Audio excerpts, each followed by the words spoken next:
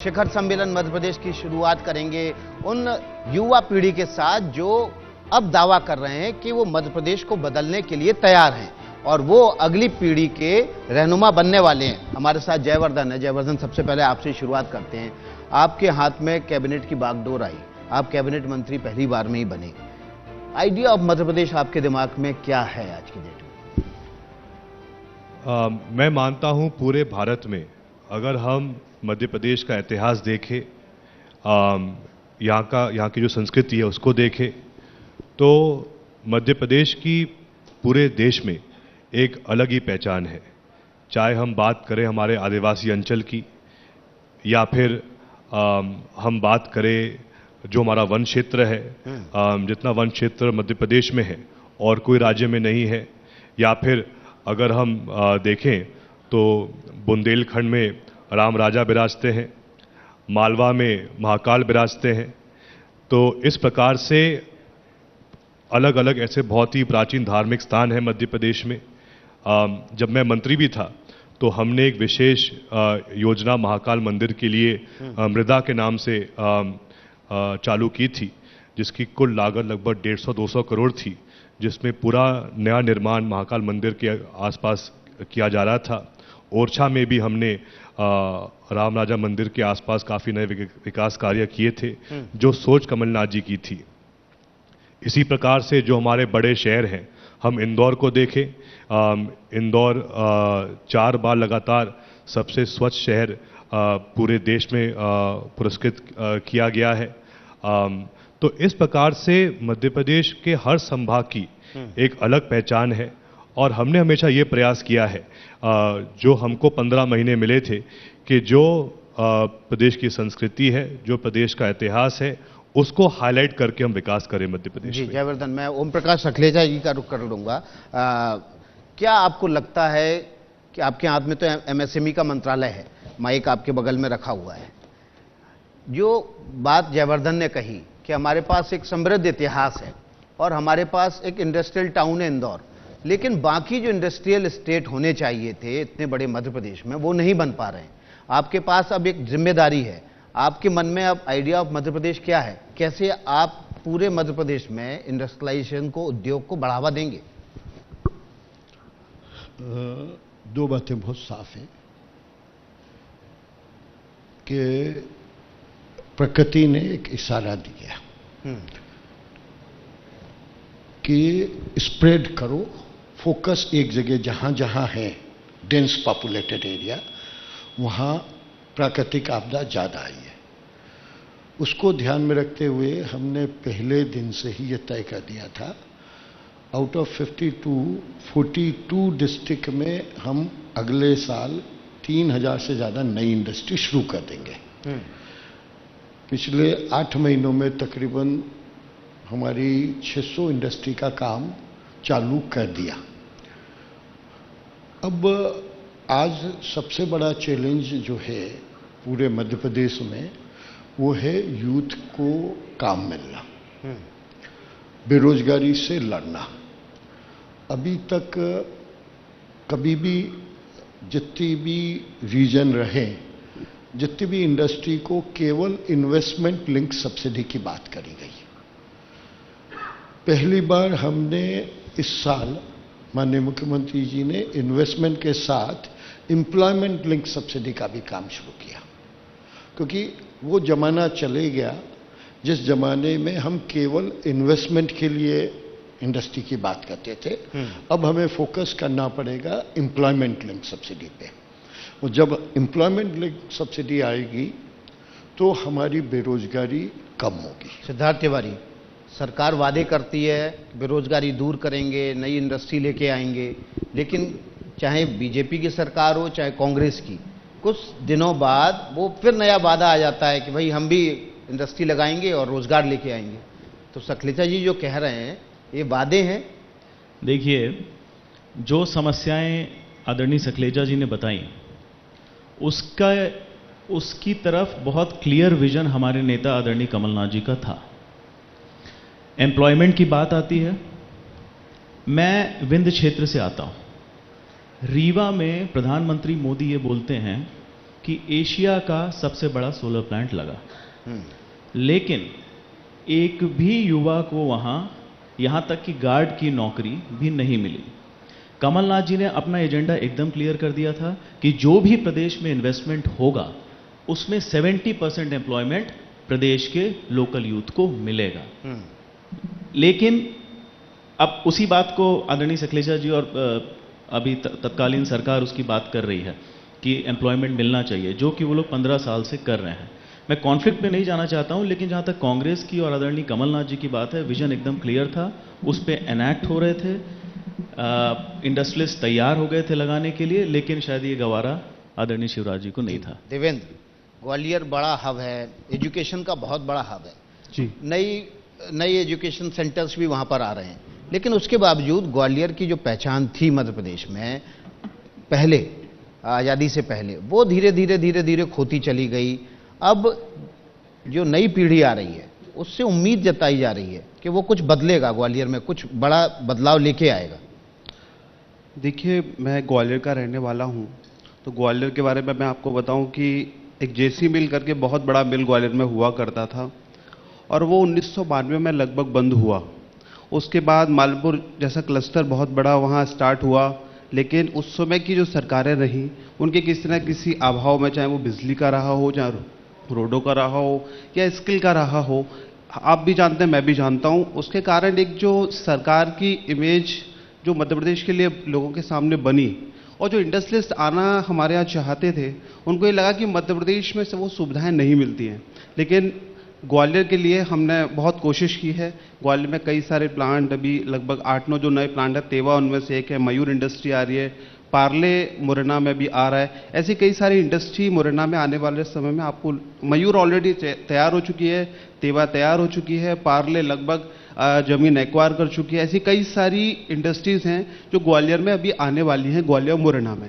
लेकिन आपको ये भी मानना होगा कि पिछले 15 सालों में जो शिवराज जी की सरकार रही, उन्होंने ये कोशिश की कि जो पुराना दाग हमारे ऊपर था, जो बीमारी थी कि बीमारू राज्य है, यहाँ ये नहीं होता, यहाँ वो नहीं होता, उस दाग को धोने का काम शिवराज सिंह चौहान जी ने किया। आज मध्य प्रदेश के बारे में अगर आप बात करेंगे कि हम मध्य प्रदेश में कुछ करना चाहते हैं, तो लोग सकारात्मक सोच के साथ मध्य प्रदेश आ भी रहे हैं, और शिवराज सिंह चौहान जी उनका वेलकम लगातार कर भी रहे हैं। सुरेंद्र पटवा जी, जब युवा कहता है कि रोजगार चाहिए, उसको नौकरी चाहिए, नई इंडस्ट्री चाहिए, तो सरकार कहती है लव जिहाद का कानून आ रहा है घर की बहू बेटियों को बचाने के लिए।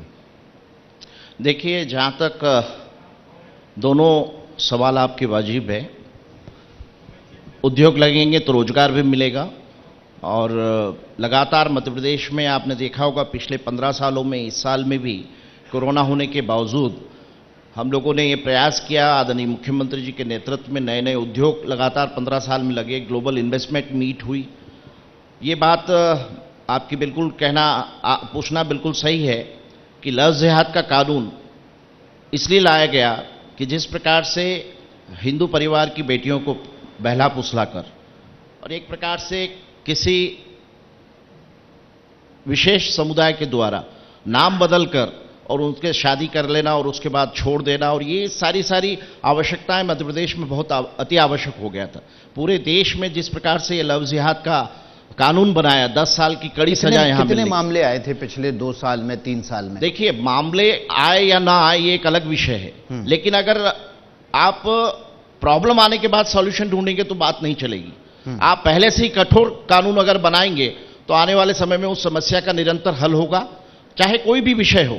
आपको कानून को कड़ा बनाना होगा। आदरणीय मुख्यमंत्री जी ने अभी इस दौर में आपने देखा होगा भूमाफियाओं के खिलाफ कड़ी कार्रवाई कर रहे हैं, चाहे वो रेत माफिया हो, भू माफिया हो, चाहे सहकारी सोसाइटी के हमारे मध्य प्रदेश में इंदौर में लगभग 40,000 करोड़ की ऐसी संपत्ति छुड़ाने का काम सहकारिता समिति से हमारे मुख्यमंत्री कर रहे हैं। अभी ये सरकारी जितनी संपत्तियां थी उसमें 3,000 करोड़ की संपत्ति छुड़वाने का काम किया। तो कानून बनाकर ये तय करना कि कानून बाद में बनेगा, समस्या पहले आएगी, या समस्या के रहते हुए कानून बनाया जाए। जयवर्धन, समस्या आने से पहले ही कानून बना दिया है। आप उल्लेख कर रहे हैं लव जिहाद के मामले के बारे में? जी। देखिए, इसमें तो हर व्यक्ति, चाहे कोई भी धर्म का हो, कोई भी समाज का हो, वो किससे शादी करे वो एक निजी चॉइस होती है। जैसा आपने कहा कि लव जिहाद कानून से बेहतर होता कि युवाओं को रोजगार कैसे मिले उसका कानून बनता, लेकिन शायद वर्तमान सरकार की इच्छा थी कि ये हिंदू वो मुस्लिम और जयवर्धन जी दोनों बात पर जरूरी ही है, रोजगार भी जरूरी है और मध्य प्रदेश की शांति के लिए लव जिहाद के लिए कानून बनाना भी शांति तो कानून के पहले भी थी मध्य प्रदेश में। ऐसा कौन सा हादसा हुआ मध्य प्रदेश में कानून के पहले जो नहीं हुआ है कानून के बाद? देखिए, लगातार इस प्रकार के प्रकरण मध्य प्रदेश में आ रहे थे और मध्य प्रदेश में जिस प्रकार से प्रकरण आ रहे थे इसके अलावा दूसरे स्टेट्स में भी आ रहे थे। यूपी में भी इस प्रकार का एक कानून बना है। तो हमारे मुख्यमंत्री जी ने हमारी पूरी पार्टी के सारे विधायकों ने मिलकर इस बात का समर्थन किया। और आप और हम सब अच्छी तरह से जानते हैं, हम भारतीय संस्कृति में रहते हैं और भारतीय संस्कृति रीति रिवाज परंपराओं का देश है। कानून तो पहले से भी है कि कोई भी व्यक्ति अगर किसी महिला के इच्छा के बिना या फोर्सफुली शादी कराए तो वैसे भी वो तो कानून के विरोध में है। तो मेरा मानना यही है कि आज हर व्यक्ति जिनकी आयु 18 से ऊपर है वो खुद स्वतंत्र है कि वो आगे उनका निर्णय क्या है। लेकिन मैं फिर वही कहूंगा, अगर कोई भी व्यक्ति किसी को भी इच्छा के विरोध शादी कराए तो उसको पहले से ही वो तो कानून के खिलाफ है। सकलेचा जी, कानून लव जिहाद पर आ रहा है, रोजगारी पे कानून आना चाहिए, तो जयवर्धन कह रहे हैं। देखिए, वोटों की राजनीति और समाज की परंपराओं और वर्ग विशेष की बात करना शायद एक वर्ग का पुराना तरीका रहा नहीं, तो कहा तो यही जा रहा है, लव जिहाद कानून वोटों के लिए लाया जा रहा है। नहीं, कहा यही जा रहा है और ये बहुत ज्यादा पीड़ादायक है रूरल बेल्ट में। ना समझ लड़कियों को बहला फुसला कर, आपने आधा वाक्य सुना, बहुत अच्छे से सुरेंद्र जी ने कहा था, उसको रोकना ज़्यादा जरूरी है। आप देखिए, एवरेज बहुत कम मामले पहले रिपोर्ट होते थे स्कूलों में 12th के पहले की बच्चियों को कई मास्टर लोग लेके गायब हुए। और वो क्यों हुए और क्या हमारी ये जिम्मेदारी नहीं है क्या भारतीय संस्कृति और परंपरा में कि ऐसी घटना ना हो कि किसी के भी परिवार में ऐसी पीड़ा सहन करने का मौका है? कम से कम साल में 8-10 केसेस हर जिले में बहुत प्रमुखता से आ रहे हैं और उसके कॉन्सिक्वेंसेस बहुत खतरनाक हैं। जी, दूसरा एक विषय और आपने जो कहा था, रोजगार। अगर 800 इंडस्ट्री 8 महीने में चालू हो गई और इंदौर जैसे शहर में पिछले 8 सालों से ये कहा जाता रहा कि हमारे पास 1 इंच भी जगह नहीं है, 7 दिन में 2000 एकड़ जमीन निकल गई, लोगों को रोजगार मिलना शुरू हो गया। 12 क्लस्टर जो सालों से रुके हुए थे, गडकरी जी आए, मार्च में रिलीज हो गए। 40-50 नए क्लस्टर की वो बात कर रहे हैं, हमने 30 नए क्लस्टर की रचना करके दे दी। इंदौर के हमारे सब, इंदौर से सभी वाकिफ हैं यहाँ बैठे हुए। इंदौर अकेले में एक 750 एकड़ में फर्नीचर का क्लस्टर बन रहा है। नए 12,000 लोगों का रोजगार तुरंत की बात आ रही है। क्योंकि हमें समझना ये पड़ेगा कि रोजगार क्यों नहीं आ रहा था। और जहां भी आदरणीय कमलनाथ की बात कर रहे थे, मैं किसी के भी अगेंस्ट नहीं बोलना चाहता हूं नाम लेके, लेकिन जिले के बाहर का प्रदेश की राजनीति तो कई सालों से कर रहे हैं, मैं आपको कई सालों से कर रहे हैं। मैं आपको रोकूंगा जी सिद्धार्थ। अब ये कहा जा रहा है कि साहब ठीक है, लव जिहाद का कानून पास कर दिया, रोजगार भी आप ले आए, ये कटी फटी जीन्स पे आपत्ति क्यों है? देखिए साहब, पूरा मामला ध्यान भटकाने का है। आपने जब अपने 2 सवाल पूछे उसमें आपने रोजगार पे ज्यादा जोर दिया लेकिन पूरा डिस्कशन चला गया लव जिहाद में। लव जिहाद नारी सुरक्षा के लिए है। आप पिछले 1 साल के आंकड़े, हमारी बेटियों के ऊपर, बहनों के ऊपर, माताओं के ऊपर कितने अत्याचार शिवराज सिंह चौहान जी की सरकार में हुए हैं। खुद हमारे यहाँ विंध्य में सीधी में एक बर्बर बलात्कार कांड हुआ और वहां पर सरकार का कोई नुमाइंदा भी नहीं पहुंचा। मैं मिलने गया था, उसमें मिलने भी नहीं दिया गया पीड़िता से। और जहां तक रोजगार की बात है, बड़ी सीधी बात है। मैं तो बोल रहा हूं, जयवर्धन साहब ने बोला भी कि कानून आना चाहिए रोजगार का। कमलनाथ जी ने कानून ला करके पटल पे रख दिया, मैंडेट दे दिया कि आप इन्वेस्ट तभी करेंगे जब आप 70% हमको रोजगार देंगे। और भारतीय जनता पार्टी कुछ इस तरह की बातें करती है जैसे 2018 के पहले उनकी सरकार थी ही नहीं, सिर्फ 1 साल की सरकार है। उसके पहले 15 साल का कोई हिसाब किताब देने को तैयार नहीं है। कमलनाथ जी ने बड़ा क्लियर विजन अपना दिया था कि मध्य प्रदेश की जो ज्योग्राफी है वो ऐसी सिचुएटेड है कि जबलपुर हमारा फार्मा हब हो सकता है, इंदौर किसी समय में मिनी बॉम्बे कहलाता ही था, इंडस्ट्रीज यहां पर आएंगी, लॉजिस्टिक्स हब हो सकता है। तो बड़ा क्लियर विजन था और एक्शन पॉइंट हो रहे थे, हवा में बातें नहीं हो रही थी। अखिलेश जी, हवा में बातें हो रही हैं। एक आप भी मध्य प्रदेश के निवासी हैं, जहां तक मेरा याददाश्त काम करती है। एक बात थी, क्या बिजली थी 2003 में? मुझे अच्छी तरीके से याद है कि 4 घंटे भी बिजली मुश्किल से मिलती थी। इतिहास नहीं जानना चाहती। अब तो वो ये कह रही है कि आप दे क्या रहे हैं? नहीं, आप 24 घंटे बिजली क्यों नहीं दे पा रहे हैं? नहीं, मैंने जो बात बार सरकार बनी है, नहीं, मैं जो बात कर रहा हूं सिर्फ एक बात का उत्तर दे रहा हूं कि भैया 1 साल की सरकार की बात कर रहे हैं। 15 साल पहले सरकार बात क्या करती थी? ना बिजली थी ना सड़क थी। मैंने उस बात के लिए, मैंने अपनी बात के स्टार्ट में नहीं कहा कि भैया पुराना क्या था, पुराना जो कुछ भी मिला। मैंने तो जीरो से शुरू करने की बात करना पे विश्वास करता हूं। हमने तो सिंपल कहा कि मध्य प्रदेश के इंडस्ट्री डिपार्टमेंट ने ये कह रखा था कि 1 साल से कहीं जमीन नहीं है। हमने 1 महीने में इंदौर के, आप खुद भी हैं, जमीनें निकाल दी, खुला कह दिया आओ जितनी इंडस्ट्री लगाओगे सबको जमीन देंगे। मतलब जमीन के नाम पे जो कुछ भी हो रहा था वो सब डिलीट हो गया। खुले में जमीन की उपलब्धता कहना जयवर्धन जरूरी था। दूसरा, 2 मिनट जयवर्धन जी, बात पूरी हो जाने। दूसरा, मैंने बहुत सिंपल बात कहा कि हमने बेसिक पॉलिसी में परिवर्तन लाए कि एम्प्लॉयमेंट लिंक सब्सिडी भी एमएसएमई में जरूरी है, क्योंकि भारत में अगर सबसे ज्यादा एम्प्लॉयमेंट कोई ट्रेड दे सकता है तो वो केवल एमएसएमई दे सकता है। क्योंकि कृषि में प्रति एकड़ कितना एम्प्लॉयमेंट होता है? 1 आदमी ज्यादा ज्यादा, और वो भी 6 महीने। लार्ज इंडस्ट्री में जाओगे 4-5 आदमी मैक्सिमम एम्प्लॉय कर लेगा पर एकड़। एमएसएमई में 30 से 40 आदमी पर एकड़ एम्प्लॉय। इसलिए हमने तो रोजगार दिया भाई, 800 से ज्यादा इंडस्ट्री लगा दी 1 साल में।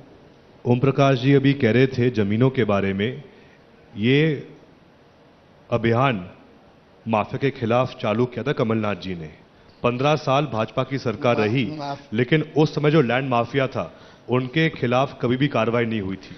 हमारे 15 महीनों में, मैं पूरी बात कर लूं, लेकिन पहली बार मध्य प्रदेश के इतिहास में कमलनाथ जी ने बड़े स्तर पर जो लैंड माफिया थे उनके खिलाफ कार्रवाई की थी। शुद्ध के लिए युद्ध का पूरा प्रोग्राम कमलनाथ जी ने चालू किया था। तो कार्रवाई शिवराज सिंह कर ही रहे हैं। नहीं, लेकिन शुरुआत कमलनाथ जी ने की थी। लेकिन शुरुआत कमलनाथ जी ने की थी, तो आपको स्वीकारना पड़ेगा। नहीं, 15 साल जब भाजपा की सरकार तो कभी इस पे कार्रवाई नहीं हुई, विषय बदलने से, क्योंकि कमलनाथ जी का बिल्कुल क्लियर ट्रैक रिकॉर्ड था।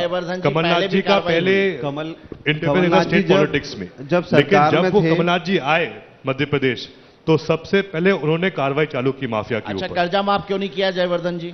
आपकी सरकार ने पटवा जी ये स्वीकारा है। मेरे प्रश्न पर मैंने पूछा था, करोड़ का कर्जा मैंने पूछा था अपना विषय विधानसभा में कृषि मंत्री जी से, जब सरकार अभी बनी है इनकी वापस, मैंने प्रश्न पूछा कि क्या मध्य प्रदेश में पिछले 2 सालों में कर्जा माफ हुआ है किसानों का, हाँ या ना?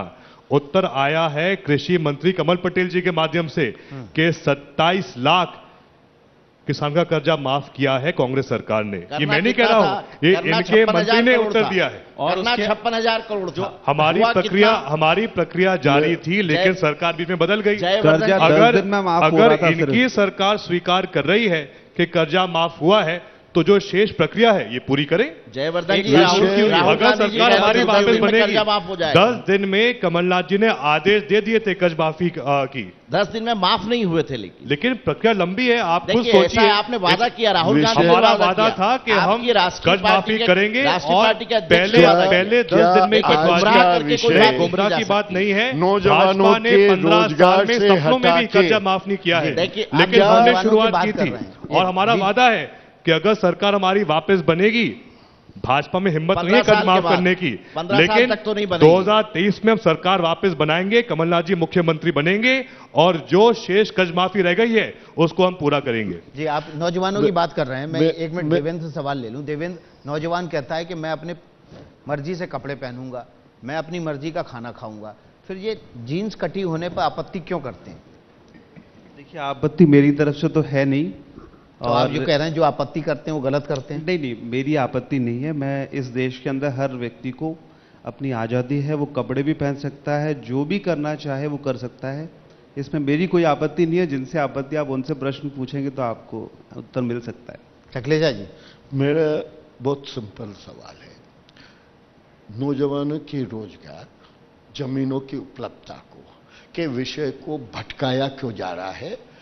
माफिया से 1000-2000 एकड़ जमीन, हम तो उस जमीन की बात ही नहीं कर रहे। हमने तो वो जमीन भटका नहीं रहे। नहीं, रोजगार की भी बात हो गई, इंडस्ट्री की बात हो गई, माफिया की भी बात हो गई। नहीं, मैं मूल नौजवानों के और सारे विषय भी हैं, इसलिए उस पर बारी बारी से बात कर रहे हैं। जी भाई, नौजवान जो चाहता है उसको वो करने से क्यों रोका जा रहा है? भाई, आने वाली पीढ़ी देश का भविष्य है, उसको खाने पे पाबंदी, उसके प्यार करने पे पाबंदी, उसके पहनने पे पाबंदी, ये पाबंदी कब तक लगाते रहेंगे? देखिए, पाबंदी उतनी ही जब तक समझ ना आए तब तक डायरेक्शन देना संस्कृति हर चीज की होती है। जब भी आदमी सीक्वेंस में बढ़ता है तो उसे समय समय पे हर चीज की समझाइश देना जरूरी है। उतने तक वो जायज बात है। जहां तक सवाल है कि आप इसका दोनों पक्ष ले सकते हैं, तो इसका मतलब उत्तराखंड के मुख्यमंत्री ने समझाइश दी वो ठीक है एकदम? देखिए, मैं किसी व्यक्ति के उस पर अपनी ओपिनियन उस दृष्टिकोण से देने के लिए इस प्लेटफॉर्म को उचित नहीं मानता। सिद्धार्थ, समय के मुताबिक लोगों को समझाइश देनी चाहिए। जब छोटे हैं तो उस तरह से, जब युवा हैं तो उस तरह से, किशोरावस्था में तो उस तरह से। मानते हैं आप? देखिए, समाज की ठेकेदारी भारतीय जनता पार्टी की नहीं है। और जहां उम्र की जो बात की, 18 साल का व्यक्ति जब हो जाता है तो देश का प्रधानमंत्री भी चुन सकता है। अगर वो महिला देश का प्रधानमंत्री चुन सकती है तो अपना पहनावा जरूर चुन सकती है, किसी को हक नहीं इसमें बोलने का। देखिए, स्वाभाविक रूप से 18 साल के बाद वो फ्री है, लेकिन हमें अब देखना पड़ेगा कि पूरी दुनिया में और भारत में फर्क है। भारत सबसे पहले भारतीय संस्कृति, क्योंकि मैं स्वयं संस्कृति मंत्री रहा हूं, मुझे ऐसा लगता है कि ये व्यक्ति विशेष की चॉइस होना चाहिए। लेकिन जो हमारी संस्कृति कहती है, हमारे रीति रिवाज कहते हैं, हमारे संयुक्त परिवार में या परिवार में जिस प्रकार का पूरे भारत में वातावरण रहा है, हजारों सालों से जो प्रक्रिया रही है, मुझे ऐसा लगता है उस बातों का भी ध्यान रखना चाहिए।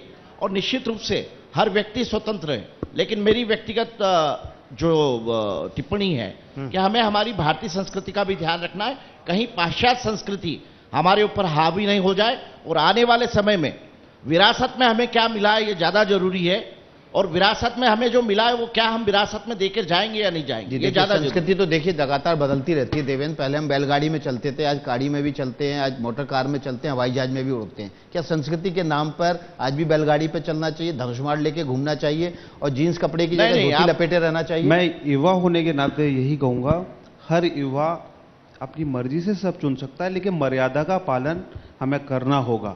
जिस प्रकार से तीरथ जी ने जो कहा वो उनका विषय है। माता पिता भी हमको हर काम के लिए रोकते हैं जो ठीक नहीं होता।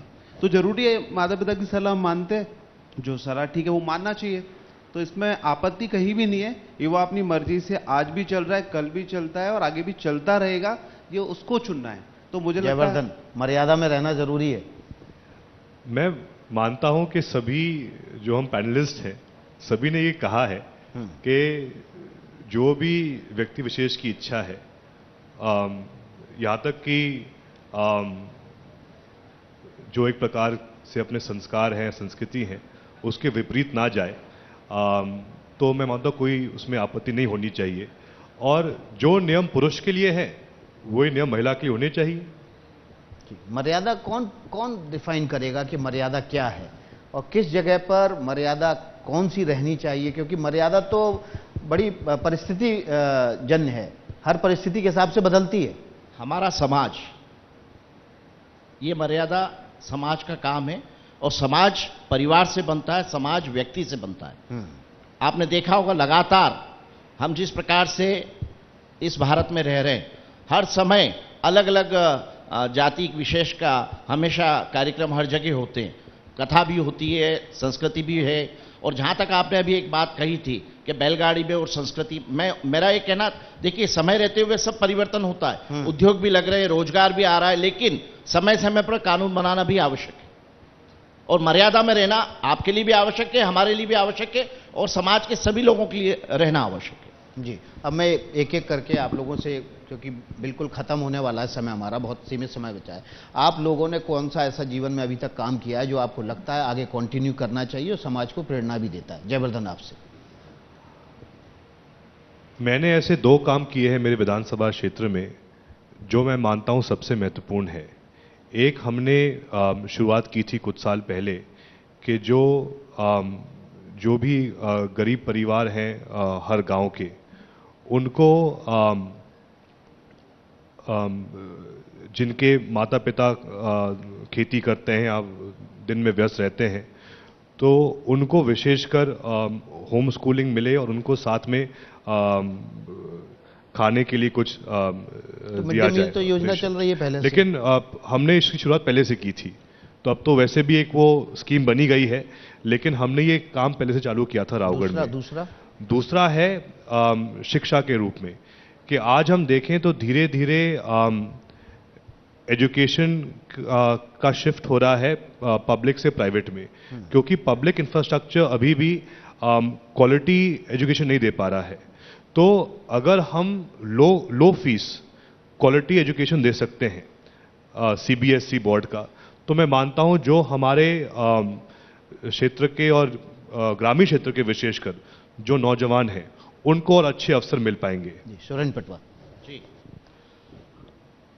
मैं कुछ 2 या 3 बातों में इसको समराइज नहीं कर सकता, लेकिन ये आवश्यक है कि जो पहले हम लोगों ने लगातार 15 सालों में व्यक्तिगत रूप से काम किए हैं, चाहे वो सामाजिक समरसता को आगे बढ़ाने की बात हो, चाहे उद्योग के द्वारा हमारे युवाओं को रोजगार देना। मैं जिस क्षेत्र से आता हूं वहां लगभग 600 उद्योग है और लगभग 70,000 ऐसे वर्कर्स हैं जिनको रोजगार मिला हुआ है, और हर साल हमारा प्रयास होता है कि वहां के युवा वहां पर रोजगार प्राप्त करें। और उसके साथ साथ चिकित्सा के क्षेत्र में भी हमने हॉस्पिटल शुरुआत करने की कोशिश की थी हमारे पूरे क्षेत्र में। इसके अलावा प्रधानमंत्री आवास योजना के तहत लगभग 8 से 10,000 मकान सरकारी योजना है, उनको आपने आगे बढ़ाया है। जी, चलिए मैं सिद्धार्थ से ले लेता हूं। सिद्धार्थ, आप बताइए कि आपने कौन सी ऐसी नई शुरुआत की जो युवा पीढ़ी को प्रेरित भी करे और आपको लगता है कि उसको आगे कंटिन्यू करने में समाज को फायदा होगा?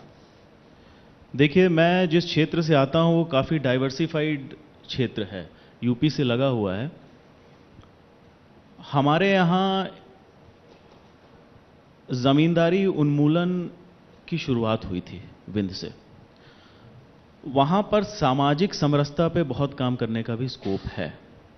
हमारे यहाँ कुछ ऐसी पिछड़े आदिवासी, नहीं, आपने काम कौन सा किया है? करने के लिए तो बहुत कुछ है। देखिए, नहीं तो बदलने के लिए युवा पीढ़ी तैयार बैठी हुई है, अगर आप नहीं बदलेंगे तो वो आपको बदल देगी। बिल्कुल मैं सहमत हूं, मैं भी उसका एक हिस्सा ही हूं बदलाव का। तो उस समरसता के प्लेटफॉर्म्स पे मैं काम कर रहा हूं जहां पर छुआछूत समाज से जाए। हमारे इलाके में भी यूपी से जुड़ा हुआ तो है, और जो एक एक हमारे यहाँ जमींदारी की प्रथा थी जहाँ जो पिछड़ा वर्ग है हमारा वो काफ़ी दबाया गया। तो मैं एक्टिवली इस पे काम कर रहा हूँ और उनकी लड़ाई में पंचायत से ब्लॉक लेवल पे लगातार लड़ता रहता हूँ और उनके जीवन स्तर को उठाने का प्रयास कर रहा हूँ। दूसरा, रोजगार में हम लोग काम कर रहे हैं वहाँ। जी सखलीचा जी। दो विषय लॉन्ग टर्म विजन के हिसाब से हमने शुरू किए। मेरी विधानसभा में 40 सरकारी स्कूल हैं, हाई स्कूल और हायर सेकेंडरी। 100% डिजिटलाइज मैंने 4 साल पहले करा। उससे और पिछले 12 साल से मैं हर बच्चों को जो 10th में पास होते हैं उन्हें 80% से ज़्यादा उन्हें 3,000 रुपये और 12th वाले को 5,000 देना शुरू किया। मैंने 2 बच्चों से शुरुआत की। इस बार मेरा ख्याल है 350 बच्चों ने उसका फ़ायदा लिया। और उसके बाद उसी शिक्षा को आगे बढ़ाते हुए कुछ बच्चे मैंने स्किल डेवलपमेंट फॉर एंटरप्रेन्योरशिप में जापान निजी एक्सपेंस से भेजे। 15 बच्चे वहाँ वातावरण जाके उनको 1 महीने वहाँ स्टडी करके आए कि कैसे पॉजिटिव थिंकिंग से आदमी अपना जीवन बदल सकता है, क्योंकि ये पीढ़ी वहाँ से शुरू करना पड़ेगा इस शिक्षा में। और अभी मैंने 1 साल से मैंने 700 बच्चों को ऑनलाइन टेबलेट देके उनको पिछले 1 साल उनकी पूरी पढ़ाई और सब कॉम्पिटिटिव एग्जाम की तैयारी ऑनलाइन शुरू करवा दी। तो ये तो हुआ शिक्षा का जो आने वाली पीढ़ी को तुरंत इम्पैक्ट डालने वाला, क्योंकि जहां गांव एक गांव, मेरे पास वक्त की कमी है। दूसरा विषय में अभी 2 साल पहले मैंने शुरू किया 100% हेल्थ चेकअप अबाउ 35 इयर्स का पूरा उसका रिकॉर्ड, उसके सीबीसी काउंट, उसकी ब्लड, लीवर, हार्ट, और उस पर 100% ऑनलाइन रिकॉर्ड बनवा रहा हूं। इस अगस्त तक मेरा 1,35,000 लोगों का ऑनलाइन रिकॉर्ड होगा, उनका पूरा मेडिकल रिकॉर्ड के साथ। जी मेरे पास समय की कमी है। देवेंद्र आप बताएं। मैं जब ग्वालियर में रहता हूँ और रहता ही हूँ, आपको पता ही है, लेकिन जब भी ग्वालियर में रहना होता है तो विभिन्न समस्याओं से सामना भी होता है। तो ज़्यादातर सामना जिन समस्याओं से होता था महिलाओं बहनों को लोग छेड़ा करते थे और वो आके शिकायत किया करती थी कि उस थाने में हमने कंप्लेंट की, उन्होंने कोशिश की, लेकिन वो लगातार हमको छेड़ने की घटनाएं कर रहे हैं। तो मैंने कहा इसका निराकरण हम कैसे करें।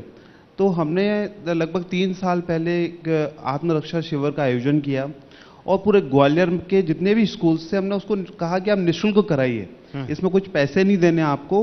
फिर हमने ग्वालियर में कराया, भोपाल कराया, इंदौर कराया, नीमच कराया, मंदसौर कराया और एक राजस्थान का भी जिला था, वहाँ लगभग हमने 1.5 लाख से ज़्यादा गर्ल्स को हमने आत्मरक्षा का शिविर का आयोजन कराकर उनको प्रशिक्षित किया। दूसरा एक काम हमने किया है कि जो बच्चे सिग्नल पर भीख मांगने का काम करते थे तो हमने कोशिश की कि उनको मुख्य धारा में कैसे लाएं, क्योंकि सरकार तो योजनाएं लागू कर रही है पर योजनाएं उन तक कैसे पहुंचे। तो उनको वहां से लाकर हमने स्कूल में एडमिशन कराकर और उनकी देखरेख करने का काम किया। अभी जो हमारी एनजीओ में लगभग 100 बच्चे इस साल हम लोगों ने कराए हैं और उनकी देखरेख भी हम लोग अपने उससे करते हैं पूरी। चलिए बहुत बहुत शुक्रिया आप सभी का, आपका जयवर्धन आपका, सुरेंद्र पटवा जी आपका, सिद्धार्थ तिवारी आपका, सखलीचा जी आपका और देवेंद्र सिंह आपका। एबीपी न्यूज आपको रखे आगे।